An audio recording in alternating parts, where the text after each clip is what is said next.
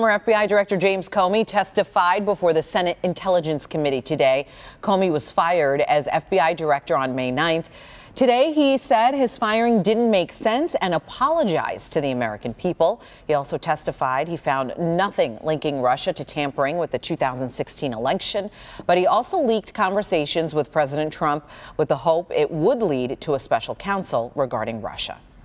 Elements to today's testimony for us to break down. Andy Arena worked with James Comey during his time at the FBI, and of course the former head of the Detroit FBI office, who joins us now live. And Andy, before I get to a lot of other questions, let me just quickly give you your thumbnail as somebody who spent a career in the FBI. What were your thoughts, your takeaways today?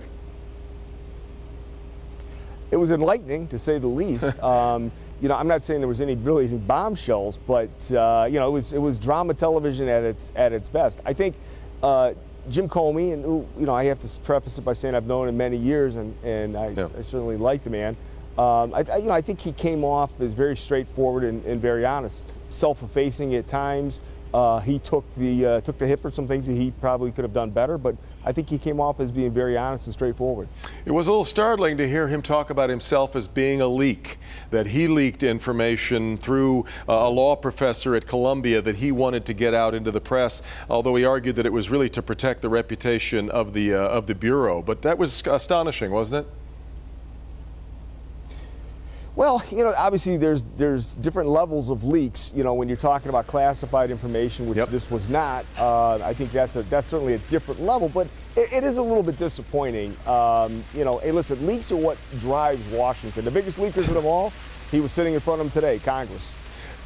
No doubt. On the question of whether or not this was obstruction of justice, I think that most of those people around in Washington argue correctly, even the president's supporters, that those conversations didn't necessarily amount to obstruction of justice. But once he fired him, after Comey didn't really seem to go along, that seems to take it into a new level, doesn't it?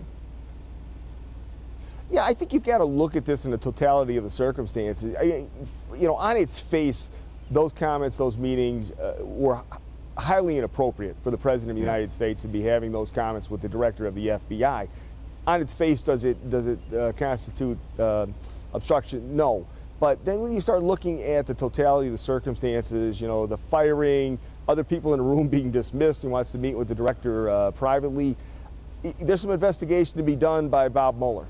But you know, Andy, if we were hoping that today would give us an agreed upon set of facts, what I found today in watching the analysis and the breakdown online and on air was it's still an ink blot. People see in it what they want to see. I'm not sure this gives us a whole lot of clarity yet.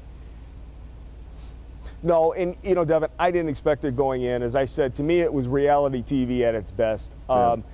Those senators, based on their political affiliation, that's the way they're going to, point their questions. The truth is going to come from the independent counsel, from Bob Muller. That's where the truth is for the American people is going to come. This was great drama, is what it was.